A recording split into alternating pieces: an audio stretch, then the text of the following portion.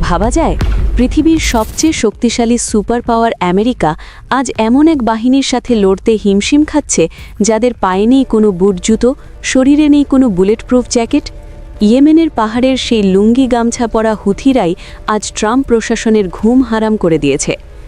America তাদের বিমানবাহী রণতরী পাঠালো, কাজ হলো না। ক্রুজ মিসাইল মারল, কাজ হলো না। শেষে লজ্জার মাথা খেয়ে নামাতে হলো $2 billion B-2 spirit stealth bomber.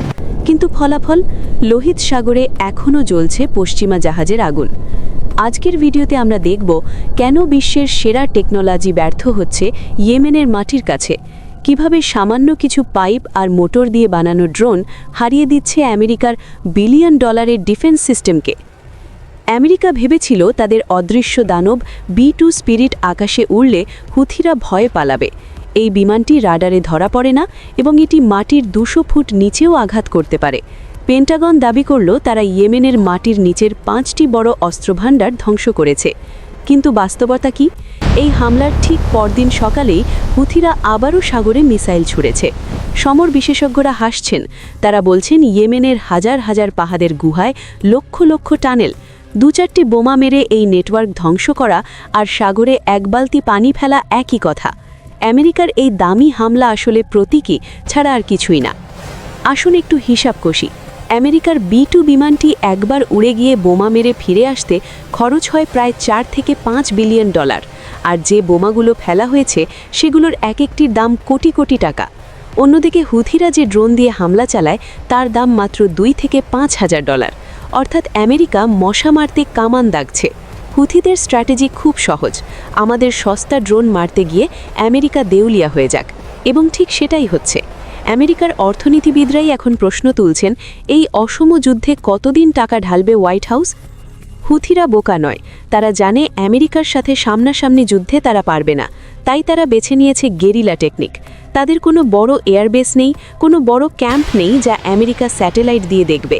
তারা মিসাইল লঞ্চারগুলোকে সাধারণ ট্রাকের মধ্যে লুকিয়ে রাখে, গুলি করেই আবার পাহাড়ের গুহায় ঢুকে যায়। আমেরিকার স্যাটেলাইট যখন ছবি তোলে তখন সেখানে শুধু খালি পাথর পড়ে থাকে। হাইটেক স্যাটেলাইট আজ ইয়েমেনের সাধারণ পাথরের কাছে অন্ধ হয়ে গেছে। আমেরিকা কি ইতিহাস থেকে শিক্ষা নেয় না? ঠিক একই দৃশ্য আমরা দেখেছিলাম আফগানিস্তানে। সেখানেও তালেবানদের হাতে কোনো বিমান ছিল না, ছিল শুধু পাহাড় আর সাহস। আমেরিকা 20 বছর ধরে $1 ট্রিলিয়ন খরচ করে শেষে রাতের আধারে পালিয়েছিল। ইয়েমেনকে বলা হয় মধ্যপ্রাচ্যের আফগানিস্তান। এখানকার ভূপ্রকৃতি আরও জটিল। বিশেষজ্ঞরা বলছেন আমেরিকা যদি ইয়েমেনের মাটিতে সেনা নামানোর ভুল করে তবে ভিয়েতনামের চেয়েও ভয়াবহ পরিণতি অপেক্ষা করছে তাদের জন্য। যুদ্ধটা শুধু বোমার নয়, ভাতেরও। হুথিরা লোহিত সাগরের বাব আল মানদেব প্রণালী বন্ধ করে দিয়ে ইসরায়েল এবং পশ্চিমাদের বাণিজ্যের ত্রুটি চেপে ধরেছে। পৃথিবীর 30 ভাগ কন্টেনার এই পথ দিয়ে যায়।